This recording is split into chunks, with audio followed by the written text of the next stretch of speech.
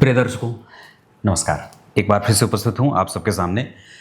आज के इस कार्यक्रम के आरंभ में बिना समय का नुकसान किए भाग्य भाव पर चर्चा कर लेते हैं।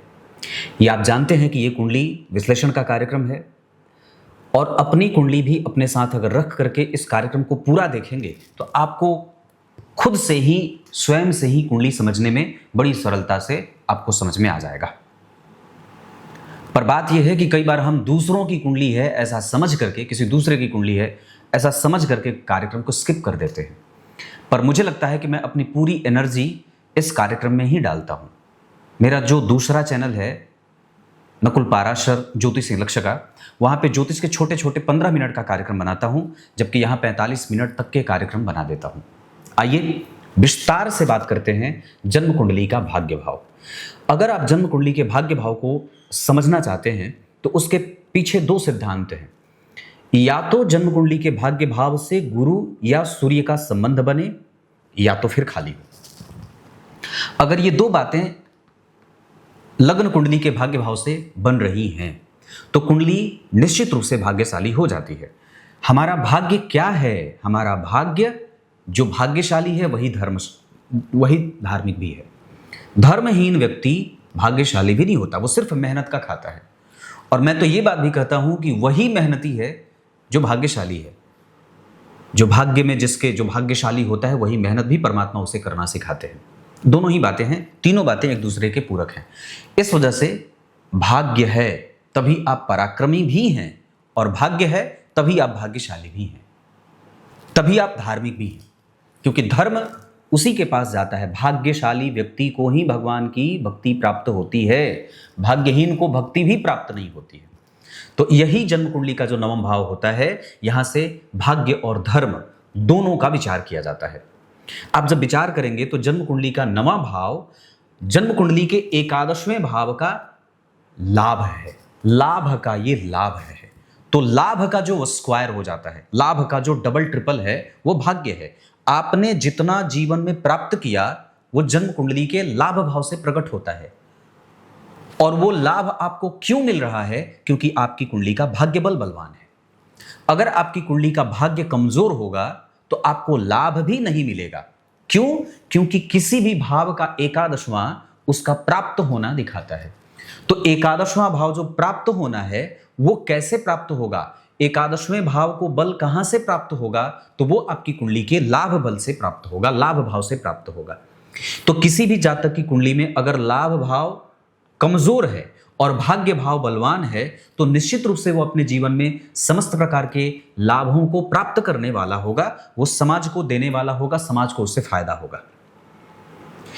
अगर जन्म कुंडली के भाग्य भाव में अर्थात नवम भाव में शुभ ग्रह बैठे हों या नवम भाव के स्वामी का संबंध पंचम भाव से बनता हो, चाहे दृष्टि का ही क्यों ना हो, तो अगर आपकी कुंडली के नवम भाव के स्वामी जन्म कुंडली के किसी भी भाव में बैठ करके पंचम भाव को देखते हो तो व्यक्ति को पूर्वजों का आशीर्वाद तो मिलता ही है, साथ ही साथ वो बहुत विस्तृत भाग्य वाला भी होता है। धर्म, गुरु की शिक्षा, गुरु की दीक्षा, गुरु का मंत्र, गुरु का सम्मान, यथेष्ट पराक्रम करना और सर्वोत्कृष्ट लाभ के लिए धर्म का पारायण करना, भागवत ग्रंथों का अध्ययन करना, दान पुण्य, पूजा पाठ, मंत्र जप, समाधि को सत्कार में लाना, समाधि को साकार करना, ये सारी बातें नवम भाव से विचार की जाती हैं।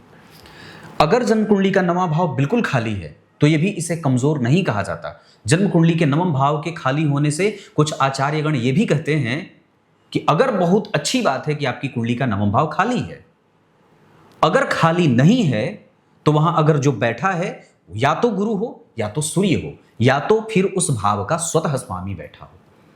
यह भाव खाली है और इस भाव के स्वामी जो नवम भाव के स्वामी है वो 11वें में बैठ करके पंचम भाव को देख रहे हैं।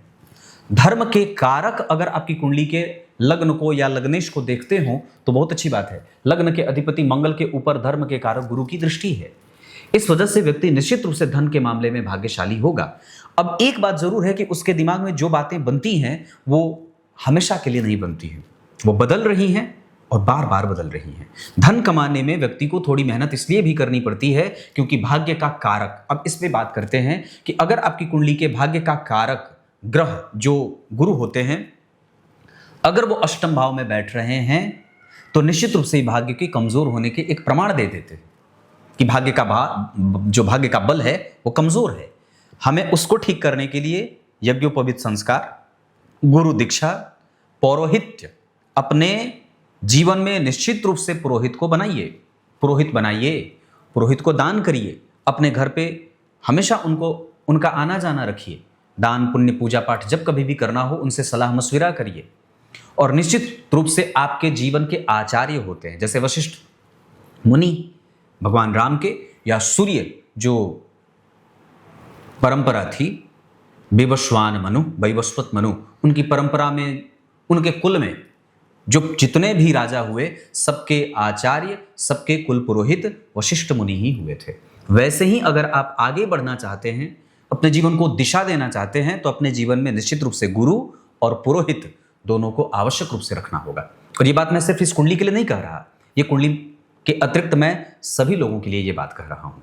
तो कहने का अर्थ है कि अगर भाग्य भाव आपकी कुंडली का बलवान बना हुआ है तो आपको संतान, दाम्पत्य, कम्युनिकेशन, ऊंची शिक्षा, ऊंचा पद, ऊंची प्रतिष्ठा, लाभ, धन, ऐश्वर्य और एक बेहतरीन संतान का मालिक बनाता है। अगर भाग्य बल कमजोर है तो व्यक्ति धार्मिक नहीं होगा और भाग्यशाली भी नहीं होगा। अगर भाग्य भाव में शुभ ग्रह की राशि बनी हो तो भाग्य को कई गुना पंख मिल जाते हैं उड़ने के लिए। अगर भाग्य में शुभ ग्रह की राशि बनी, शुभ ग्रह बैठा, शुभ ग्रह से दृष्ट हो गया भाग्य भाव, और ये किसी भी वर्ग चार्ट की बात हो रही है, सिर्फ लग्न ही नहीं, नवांश की भी बात हो रही है, दशमांशा चक्र की भी बात हो रही है, किसी भी वर्ग चार्ट में भाग्य बल अगर कमजोर है तो व्यक्ति को उस क्षेत्र का बल कमजोर मिलेगा। और अगर भाग्य का बल कमजोर है तो फिर आपके जीवन की प्रगति अधूरी मानी जाती है, या फिर उसे कष्ट से व्यक्ति के जीवन में उतरते हुए देखा जाता है। तो भगवान, अगर आपकी कुंडली में भाग्य बल को आप समझना चाहते हैं तो आपकी कुंडली के नवम भाव को देखिए और साथ ही साथ एकादशवें भाव को भी देखिए, क्योंकि भाग्य को बल एकादशवें से और एकादशवें भाव को बल नवम भाव से प्राप्त होता है। क्लियर है? अब यहां से आगे बढ़ते हैं और कुंडली के पंचांग से आपका परिचय करा देता हूं। पंचांग की अगर बात करते हैं तो सबसे पहले अधिक माह में, ये बहुत दिन बाद ऐसा हो रहा है कि मैं कोई कुंडली देख रहा हूं और वो अधिक माह में जन्मी है, बहुत दिन बाद। तो एक बात आप लोगों को मैं यहीं पे अंडरलाइन कर दूं कि जिस भी जातक का जन्म अधिक माह में होता है, विशेषतः आश्विन अधिक में, तो ये व्यक्ति को महान और दिव्य इंसान बना देता है। इस अधिक माह में जन्मे होने का ही प्रतिफल होता है कि व्यक्ति का लक्ष्य बहुत ही उत्तम, ऊंचा और मनोनुकूल प्राप्त होता है। उसके बाद अगर आगे बात करते हैं, बस इसके बारे में इतना ही काफी होगा, क्योंकि अधिक माह के बारे में शास्त्रों में बड़ी ही बातें लिखी गई हैं और जो सारी की सारी सकारात्मक लिखी गई हैं। बहुत अच्छा पक्ष बताया गया है आपको। अधिक माह में जो लोग जन्मे हैं उनका धन, उनका वैभव, उनकी सेवा, उनकी प्रतिष्ठा, उनकी सामाजिकता, उनकी राजनीति, उनका जो प्रगल्भता है, उनकी जो प्रगल्भता है, जो मजबूती है, जो गाढ़ापन है स्वभाव का, बड़ा ही दिव्य होता है। दक्षिणायन में है, चूंकि आश्विन माह में सूर्य दक्षिणायन होते हैं, तो अब यहाँ पे थोड़ा बहुत कंपटीशन जातक को मिलता है शनि मंगल राहु केतु के अधिक प्रबल हो जाने के कारण। पर सामान्यतया शरद ऋतु, जिसमें थोड़ा आलस्य भी देखने को मिलेगा। बुधवार को जन्मे हैं तो बुद्धिमान है। वार के अधिपति इस कुंडली के लिए अष्टम और एकादशवें के स्वामी हैं और जन्म कुंडली में उसी भाव में बैठे हैं सूर्य और चंद्रमा के साथ। यहाँ एक सूत्र हो जाएगा, अगर तीसरे, छठे, एकादशवें और आठवें भाव के स्वामी उसी भाव में बैठे हों तो कुंडली को अतिरिक्त बल मिल जाता है, क्योंकि ये अगर किसी दूसरे घर में बैठेंगे तो उस घर को नुकसान पहुंचाएंगे। लेकिन अब यहां पे अच्छी बात क्या है, दो सिद्धांत होगा कि अष्टमेश अगर कोई ऐसा ग्रह बनता हो जिसकी सिर्फ एक दृष्टि होती हो, या फिर अष्टमेश अष्टम भाव में ही बैठा हो, एकादशेश एकादशवें घर में ही बैठा हो, तो इस हिसाब से यहां पे दोनों ही सिद्धांत लागू हो रहा है कि बुध जो अष्टम भाव के स्वामी हैं उनको सिर्फ एक दृष्टि प्राप्त है और वो अपनी ही राशि में बैठे हैं एकादशवें भाव में। उसके बाद शुक्ल पक्ष के तृतीय तिथि के चंद्रमा पापक होते हैं। इस वजह से व्यक्ति के जीवन में धन कमाने का जो तरीका होगा वो कई बार बदल बदल करके होगा। कभी वो सरकारी की तैयारी करेगा, कभी वो प्राइवेट, कभी वो इधर से भी धन कमा ले, उधर से भी धन कमा ले। बहुत सारे क्षेत्रों से धन कमाने की योग्यता और जद्दोजहद पे व्यक्ति को देखा जाता है। चित्रा नक्षत्र पे भगवान विश्वकर्मा का प्रभाव होता है। ओम विश्वकर्मणे नमः, इस मंत्र का जप करना चाहिए। अपने घर को खूब सजा कर रखना चाहिए। घर के मुख्य दरवाजे पे विश्वकर्मा भगवान की तस्वीर रखनी चाहिए, उनको नित्य माला अर्पित करनी चाहिए और गणेश जी की तस्वीर भी अपने पूजा स्थान में रखनी चाहिए। बड़ी सी तस्वीर बनाइए। अपने इष्ट के प्रति अपना आभार व्यक्त करने के लिए घर के प्रत्येक जगह पे जहां भी आप लगा सकते हैं उनकी तस्वीर अपने हृदय के अतिरिक्त उन दीवारों पर भी लगा सकते हैं। शुक्ल पक्ष की तृतीया तिथि, चित्रा नक्षत्र, ओम विश्वकर्मणे नमः। और इतना ही नहीं, अगर हो सके तो असगंध की जड़, असगंध पौधा होता है, असगंध के पौधे की जड़ अपने गले में धारण करें नवग्रह कवच के साथ। इसके अतिरिक्त ब्रह्म योग में जन्मा व्यक्ति ब्रह्म के सदृश होता है, समाधिस्थ होता है, सदैव नीतियों का पालन करने वाला, नीतिज्ञ, बेईमान नहीं होता और किसी पे भी कुठाराघात करने वाला भी नहीं होता है। भगवान का भक्त होता है, गुरुजनों के प्रति श्रद्धा, गायों के प्रति विश्वास और धर्म को अपने जीवन में आदर पूर्वक शामिल करने वाला होता है। वैश्य वर्ण होगा और राक्षस गण होगा। इस वजह से वैश्य वर्ण और राक्षस गण के कारण व्यक्ति में रजस तत्व की प्रधानता होगी। कई बार वो उग्र भी होगा राक्षस गण के कारण, और जो डिप्रेसिव जो कभी कभी हरकतें होंगी वो राक्षस गण के कारण होंगी। हालांकि व्यक्ति के जीवन में जितने भी लाभ प्राप्त होंगे, अपने लाभ और हानि के बारे में जो व्यक्ति विचार करता है, जो सोचता है, वो वैश्य वर्ण के कारण होगा। ऐसे लोग जीवन में समस्त प्रकार के सुखों को भोग तो लेते ही हैं। अब आइए कुंडली के विश्लेषण पे ध्यान देता हूं। जहां ग्रह कुछ युति में जैसे बैठे हैं उनको मैं थोड़ा सा एक्सप्लेन कर देता हूं।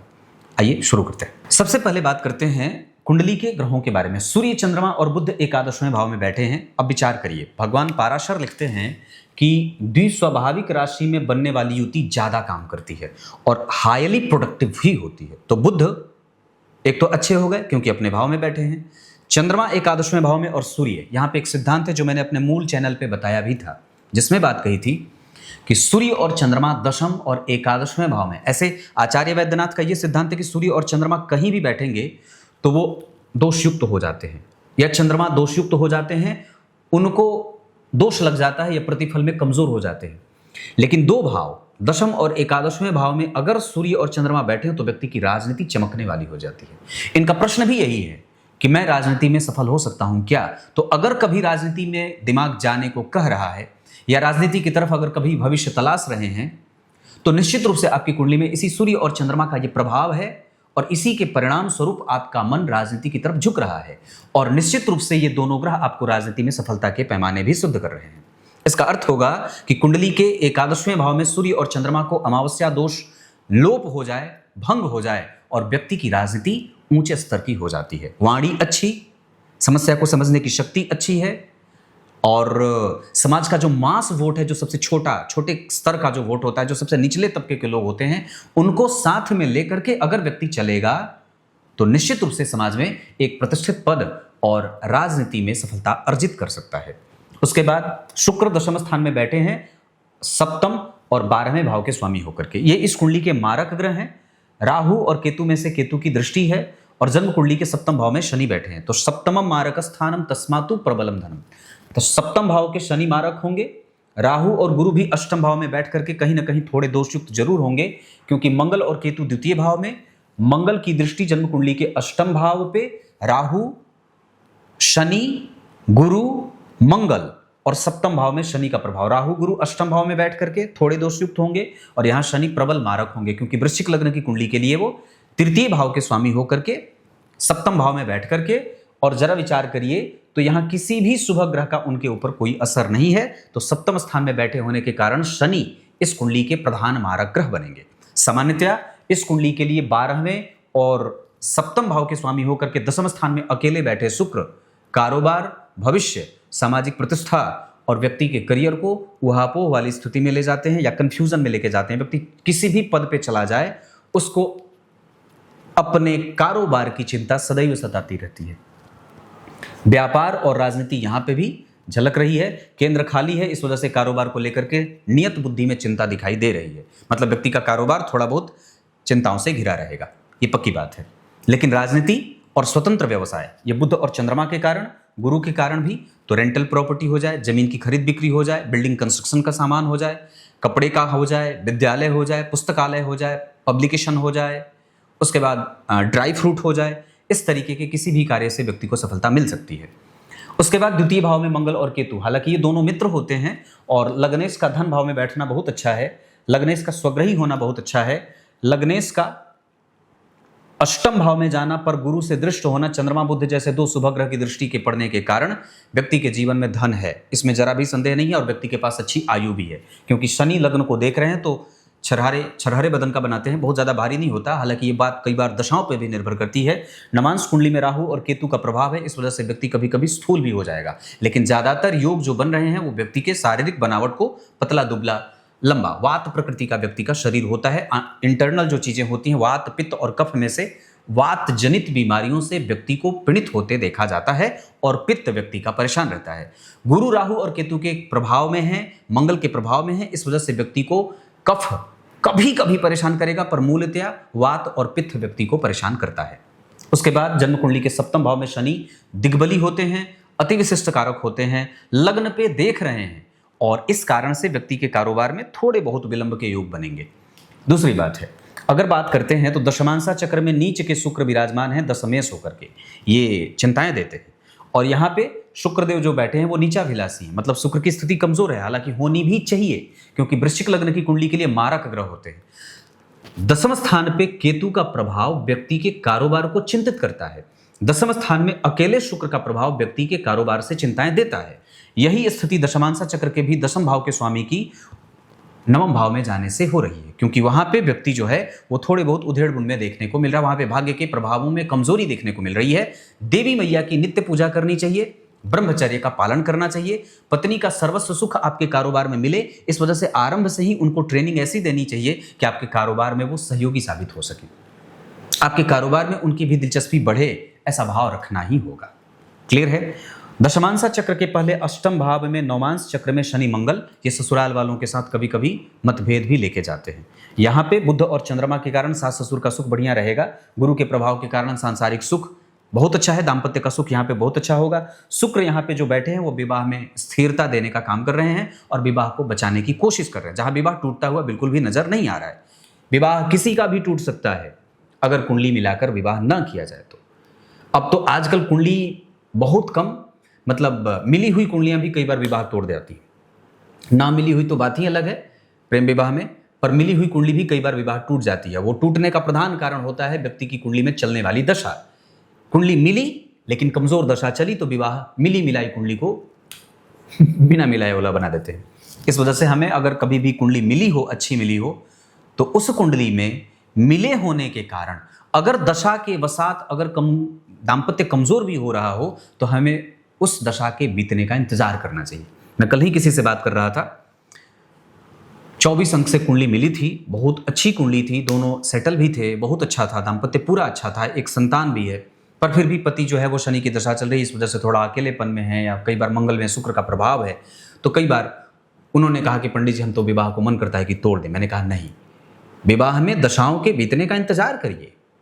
जब पति आपके अनुकूल था तो आप उनके अनुकूल थे, जब नहीं अनुकूल थे तो आप छोड़ रहे हैं, ऐसा नहीं होता है।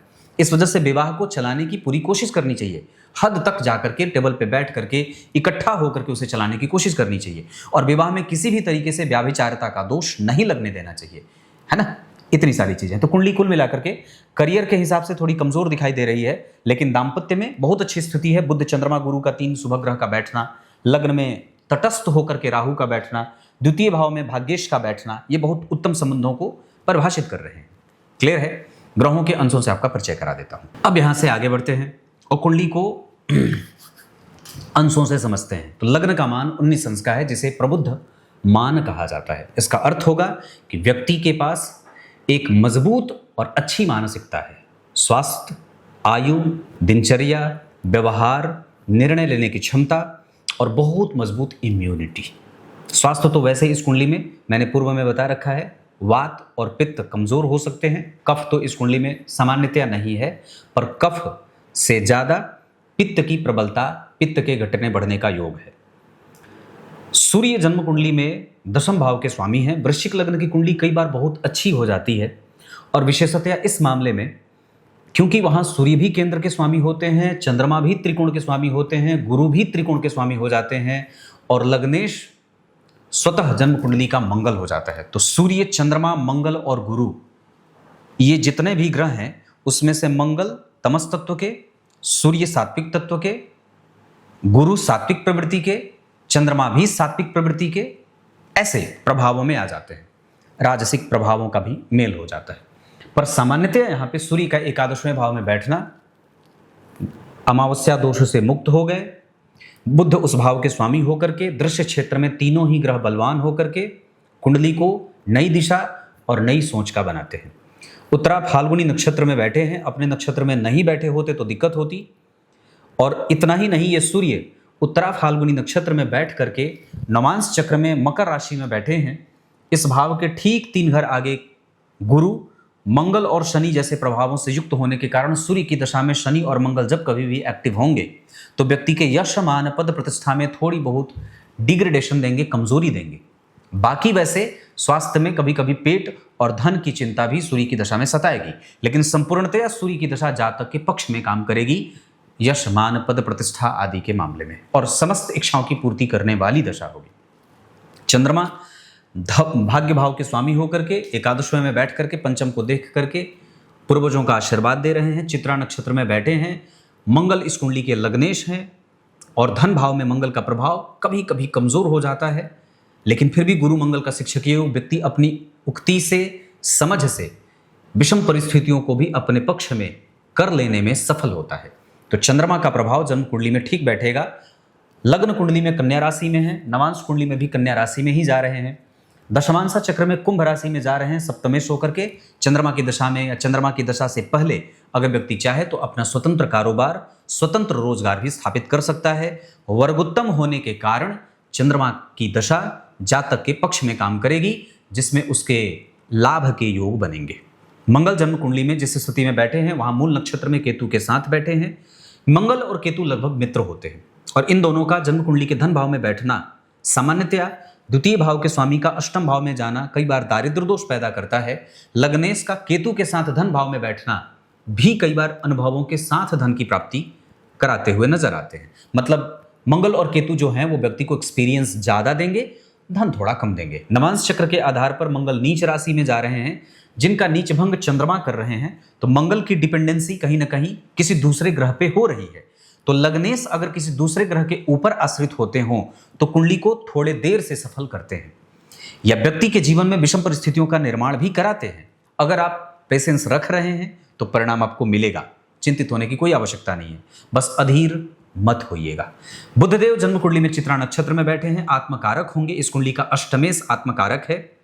नवांश कुंडली में बुध और चंद्रमा दोनों और साथ ही साथ केतु, तो यहाँ पे केतु, बुध और चंद्रमा, चूंकि बुध इस कुंडली के आत्मकारक ग्रह हैं, उनकी ही राशि नवांश में बनी है दशम स्थान में, जहां स्वतः बुध आत्मकारक स्वग्रही होकर के चंद्रमा के साथ बैठे हैं। सप्तम भाव में उनकी दूसरी राशि बन रही है जहां पे केतु बैठे हैं। इस हिसाब से कि आत्मकारक ग्रह की जो राशि नवांश चक्र में बन रही है वहां पे बुध, चंद्रमा और केतु के बैठने के कारण ये तीनों ही ग्रह विषम परिस्थितियों के निर्माण करता होने के बावजूद भी जातक के पक्ष में निर्णय देने वाले होंगे। इसके सकारात्मक परिणाम जातक को मिलेंगे। बुधदेव जन्म कुंडली के पंचम भाव को देख रहे हैं, जहां कई बार व्यक्ति का कैलकुलेशन बहुत ही टिपिकल और हाईली एक्टिव होता है, जहां व्यक्ति बहुत सूक्ष्म अन्वेषण करने वाला होता है और कैलकुलेटिव माइंडसेट का भी होता है। बहुत छोटी गणना करने में माहिर होता है और दूरस्थ, दूर तक देखने की गति रखने वाला या दृष्टि रखने वाला होता है।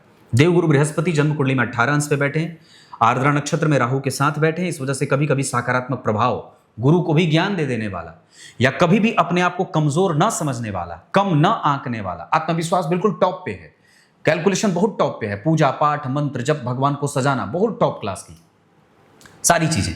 लेकिन इसके बावजूद कभी कभी व्यक्ति बहुत ही निगेटिव बर्ताव करने वाला, नकारात्मक विचारों का पक्षधर या नेगेटिव सेंस में बात करने वाला, बहुत जल्दी घबराहट में चले जाने वाला, अपने रिसर्च पे ही प्रश्न चिन्ह लगा देने वाला, बहुत हड़बड़ी में कई बार बड़ों को ज्ञान दे करके भी उनकी दृष्टि में कमजोर या आतुर, कातर दृष्टि से ऐसा वाला हो जाता है, जैसे होता है कि भाई मेरे पास है बहुत, तुम मेरा क्या बिगाड़ दोगे। तो ऐसा वाला जो भाव होता है वो कई बार गुरु राहु दे देते हैं। मतलब एक्स्ट्रा या तो बहुत ज्यादा व्यय कर दे या तो बिल्कुल ही जैसे होता है एक बहुत अच्छी बात, बहुत अच्छा होने के बावजूद व्यक्ति कई बार ऐसी चीजें कर जाता है कि समाज को, लोगों को, रिश्तेदारों को समझ ही नहीं आया कि ये व्यक्ति ऐसा कैसे कर सकता है। तो जो कभी कभी दंभीपन है, जो घमंडीपन का स्वभाव है, जो इरिटेटिव साउंड करता है, जो गड़बड़ी है, जो गड़बड़ छाला करता है, जो कभी कभी पाप होता है, वो इसी गुरु राहु के कारण होगा। जो कभी कभी संपूर्णतया हमेशा ही सकारात्मक है, लेकिन कभी अपने ही बारे में, समाज के बारे में ही बहुत ही थ्रेस, कमजोर या रूड बिहेवियर करता है, नकारात्मक हो जाता है, कभी कभी वो इसी गुरु और राहु के कारण होगा, है ना। मैं बहुत अच्छा हूं, पर मुझे अगर किसी ने छेड़ दिया तो मैं दुनिया का सबसे बुरा इंसान बन जाऊंगा। तो ये इस तरीके का जो भाव होगा जातक के जीवन में, इसी गुरु के कारण होगा। शुक्रदेव जन्म कुंडली में 10वें स्थान में है, सबसे कमजोर बैठेंगे वो, और दिशा के बल से कमजोर भी हैं, हालांकि उनका कमजोर होना ही बहुत अच्छा होगा। लेकिन नवांश चक्र में ग्रह अपनी राशि का जा रहा है, जो विवाह की सुरक्षा, दाम्पत्य की सुरक्षा प्रदान कर रहा है। नवांश चक्र में नीच राशि के हैं, इस वजह से भाग्य का स्वभाव थोड़ा कम हो रहा है। हमें देवी कवच का पाठ करना चाहिए, नित्य मंदिर का दर्शन करना चाहिए, सफेद फूल की माला, लाल पुष्प की माला देवी मैया को अर्पित करनी चाहिए, लौंग की माला, अंजीर की माला, इलायची की माला, तुलसी दल, ये सब ठाकुर जी को और देवी मैया को अर्पित करने से शुक्र का जो कमजोर पक्ष है, जो एक्सपीरियंस होने के बावजूद व्यक्ति उसका लाभ नहीं उठा पा रहा है, उसका फायदा मिलने लगेगा।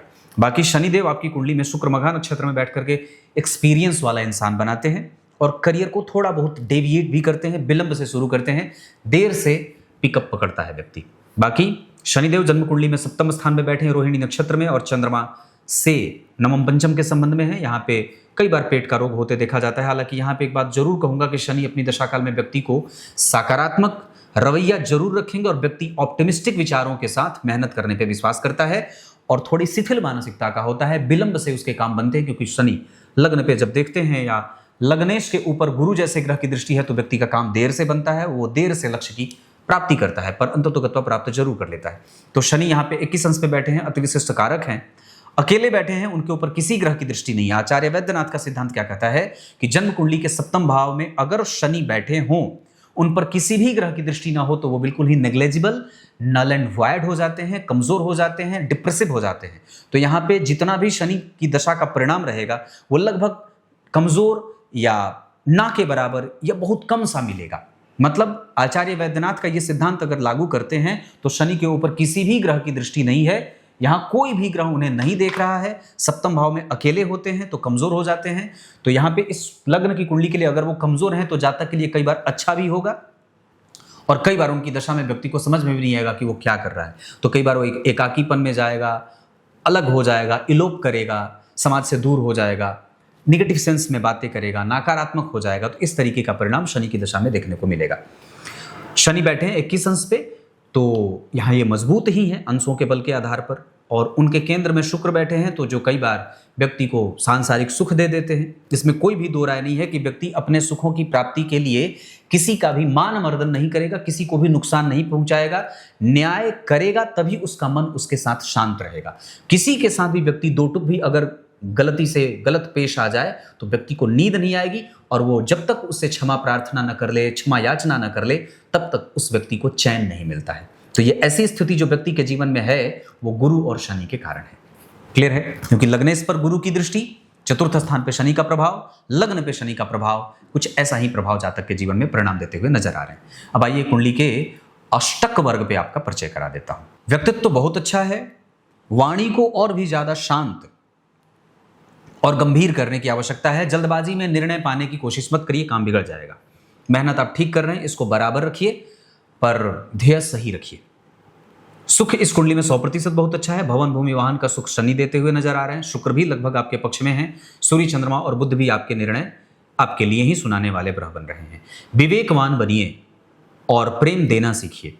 नौकरी और व्यापार में नौकरी भी ठीक है, पर सामान्यतः इस कुंडली के लिए व्यापारिक पक्ष नवमांश चक्र के आधार पर पत्नी के साथ पत्नी को जोड़ करके करना ज्यादा सही रहेगा।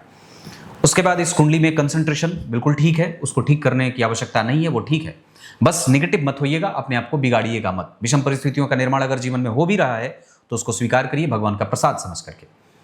भाग्य और धर्म बिल्कुल अच्छे हैं। सामाजिक प्रतिष्ठा में और भी ज्यादा वृद्धि करने के लिए देवी मैया की पूजा करनी चाहिए। सूर्य को अर्घ दीजिए, राम रक्षा स्तोत्र का पाठ करिए, आदित्य हृदय का पाठ करिए, बजरंगबली के 12 नामों का नित्य उच्चारण 12 बार करिए।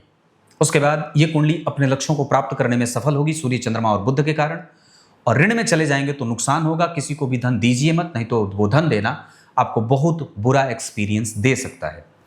स्वास्थ्य का ध्यान कब रखना होगा? अरिष्ट चक्र के आधार पर अगर मैं बात बता दूं तो राहु और केतु की दशा में स्वास्थ्य के कारण व्यय होगा, शुक्र के कारण गले और नेत्रों की समस्या होगी, और सूर्य के कारण भुजाओं में दर्द होगा, हड्डियों की बीमारियां हो सकती हैं। बाकी बुध, चंद्रमा, मंगल, शनि और गुरु आपके पक्ष में है, मतलब इनकी दशा में स्वास्थ्य से संबंधित समस्या नहीं होगी। भवन, भूमि, वाहन के लिए चंद्रमा, बुध, मंगल, गुरु, शुक्र ये सब ग्रह आपके पक्ष में काम करेंगे, जबकि शनि, राहु, केतु और सूर्य ये कमजोर परिणाम देंगे। इनकी दशा काल में भूमि, भवन, वाहन से नुकसान हो सकता है, शनि, सूर्य, राहु और केतु की दशा में। भाग्य का विशेष बल मिलेगा शनि, गुरु, शुक्र और मंगल की दशा में, जबकि बाकी के ग्रह में बुध भी आपको भाग्यशाली बनाएंगे, परिणाम देंगे, चंद्रमा भी। तो ऐसी चीजें दिखाई दे रही हैं। माता और पिता में से शुक्र की दशा में माता के स्वास्थ्य में चिंताएं हो सकती हैं, शनि और गुरु की दशा में पिता के स्वास्थ्य की चिंता सता सकती है। बाकी चंद्रमा, बुध, सूर्य और मंगल आपके माता और पिता के स्वास्थ्य की सुरक्षा करेंगे। कहने का अर्थ होगा कि जब कभी भी ये दशा चलेगी तो इनका लाभ बढ़ जाएगा। संतान इस कुंडली में 100% बहुत अच्छी है। द्वितीय संतति से मानसिक मतभेद रहेगा, पहली संतति आपके व्यक्तित्व का विकास करेगी, संतति भाग्यशाली है, इसकी बात भी कह सकता हूं। विद्या अध्ययन में व्यक्ति आधुनिक शिक्षा का आलंबन लेकर के अगर पढ़ाई करेगा तो बहुत अच्छा होगा। उसके बाद अगर मैं होरा चक्र की बात करता हूं तो गुरु और सूर्य की दशा मानसिक शांति देने वाली होगी, जबकि शुक्र, शनि, केतु, राहु, मंगल, चंद्रमा और बुध धनदायक होंगे। इतनी सारी बातें हैं। सूर्य को बलवान बनाना होगा, सूर्य को अर्घ दे करके और मांसाहार का त्याग करके। तुलसी माला धारण करिए, रुद्राक्ष की माला में 3 मुखी रुद्राक्ष धारण करिए, नियमित रूप से दिनचर्या का पालन करिए, घर की सफाई खुद से करिए, बजरंगबली के 12 नामों का नित्य उच्चारण करिए, गणेश जी को दूर्वा और दूध अर्पित करिए, गुरु दीक्षा लीजिए और साथ ही साथ पुरोहित का सत्कार करिए। शुक्र का बल बढ़ाने के लिए देवी मैया को मैंने उपाय सारे बता रखे हैं। शनि, राहु और केतु आपकी कुंडली में 50% परिणाम कर रहे हैं, इस वजह से काम करते रहिए, बहुत ज्यादा फल की चिंता मत करिए, नहीं तो उससे शनि का बल कमजोर होता है और कुंडली का पक्ष कमजोर बन जाता है। चित्रा नक्षत्र में दान करना अच्छा रहेगा। इसके अतिरिक्त उत्तरा फाल्गुनी, रोहिणी, मूल, आर्द्रा, पुनर्वसु, श्रवण और हस्त ये किसी भी काम को करने के लिए अच्छे हैं। अंक 6 और 9 बहुत अच्छा है। भवन जिसमें आप निवास कर सकते हैं वो उत्तरी फ्रंट का मकान बहुत अच्छा रहेगा। मित्रता मीन और कर्क वालों से करिए, शत्रुता न करिए सिंह, मकर और वृष वालों से। वैवाहिक सुख सिंह राशि, कन्या राशि और वृष राशि की जातिकाओं से ज्यादा अच्छा रहेगा। पश्चिम दिशा में विवाह हो तो ज्यादा बढ़िया रहेगा। कुंडली इतनी कहती है। अब मैं बात करता हूं कि विभिन्न ग्रह जो लग्न, नवांश और दशमांश में बैठे हैं वो किस तरीके का प्रतिफल कर सकते हैं, तो एक एक करके ग्रहों को समझते हैं। सूर्य कन्या राशि में, नवांश कुंडली में वो सूर्य बैठे हैं मकर राशि में, अपनी दशा काल में यश, मान, पद, प्रतिष्ठा देंगे। चंद्रमा कन्या राशि में, नवांश में भी कन्या में है, यहाँ पे इस वजह से ये अपनी दशा में संपूर्ण और सर्वोत्तम लाभ भाग्य का और सुख का देंगे। ऊंची शिक्षा, ऊंचा पद, ट्रेनिंग और बहुत सारी चीजें। शेयर बाजार, बैंकिंग, फाइनेंस को समझने वाला, रेंटल प्रॉपर्टी से धन कमाने वाला, बहुत सारी चीजें मैंने पूर्व में बता रखी हैं। मंगल धनु राशि में, यहाँ पे बैठ रहे हैं वो कर्क राशि में, इस वजह से अपनी दशा काल में ये मंगल कभी कभी रोग और शोक देंगे। पैतृक संपत्ति को विवाद में लेके जा सकते हैं और कभी कभी विद्रोह प्रकट करने की स्थिति में भी लेके जा सकते हैं। बुधदेव जन्म कुंडली में यहाँ कन्या राशि में, यहाँ भी कन्या राशि में है, तो इस वजह से वर्गोत्तम होने के कारण इनके सकारात्मक पक्ष आपको मिलेगा। देवगुरु बृहस्पति यहाँ मिथुन राशि में, यहाँ मीन राशि में अपने नवांश में गया है, इस वजह से संपूर्ण सुखों को देने वाले बन जाएंगे। शुक्र कन्या सिंह राशि में, यहाँ वो जा रहे हैं शुक्र वृष राशि में, अपने नवांश में है, इस वजह से वैवाहिक सुरक्षा करेंगे। शनिदेव जन्म कुंडली में वृष राशि में बैठ रहे हैं, यहाँ पे शनिदेव कर्क राशि में जा रहे हैं, अपनी दशा काल में आपको वैचारिक रूप से ऑप्टिमिस्टिक प्रवृत्ति वाला बनाएंगे और पराक्रमी भी बनाएंगे। राहु जन्म कुंडली में यहाँ बैठे हैं धनु राशि में, यहाँ बैठ रहे हैं मिथुन राशि में। व्यापार को लेकर के जो ब्रॉड माइंडसेट होगा, जो प्रचार करने का बल होगा और व्यापार में संपूर्णतया किसी भी हद तक अपने आप को झोंक देने का जो बल है वो राहु के कारण है। क्लियर है? बाकी इस कुंडली में राहु अष्टम भाव में है, व्यक्ति को बहुत ज्यादा दिमाग में प्रश्न देते हैं, ये उतने अच्छे नहीं है। अष्टम भाव के राहु कई बार कष्ट देते हैं मानसिक रूप से ज्यादा, मन में बहुत सारा प्रश्न बने, कभी उत्तर ना मिले, बार बार व्यक्ति अपने प्रश्न को जानने के लिए कई ज्योतिषियों के पास, कई गुरुओं के पास, कई मेंटोर के पास जाता और घूमता फिरता रहता है, फिर भी उसको मानसिक सुख नहीं मिलता। इस वजह से जितना ज्यादा हो सके ग्रंथों के पास जाइए, किसी एक पे विश्वास करिए और अपने दिमाग को बहुत ज्यादा मत चलाइए, शांत रहिए।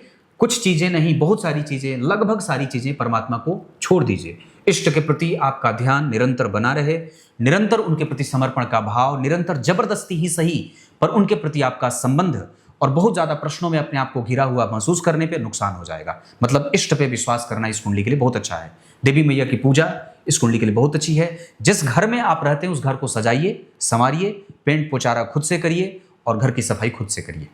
क्लियर है? विश्वकर्मा भगवान की पूजा इस कुंडली को बहुत ज्यादा बलवान बना सकती है। आत्मकारक ग्रह इस कुंडली में बुध बने हैं, वो वर्गोत्तम भी हैं, इस वजह से कुंडली को बलवान बनाएंगे। उसके बाद इस कुंडली में केंद्र में 2 ग्रह बैठे हैं, जिसमें एक शुक्र बहुत अच्छे नहीं है, शनि भी बहुत अच्छे लगभग नहीं है, क्योंकि यहां पे मैंने बताया ये किसी भी ग्रह से दृष्ट नहीं होने के कारण कुंडली को कमजोर बना देते हैं।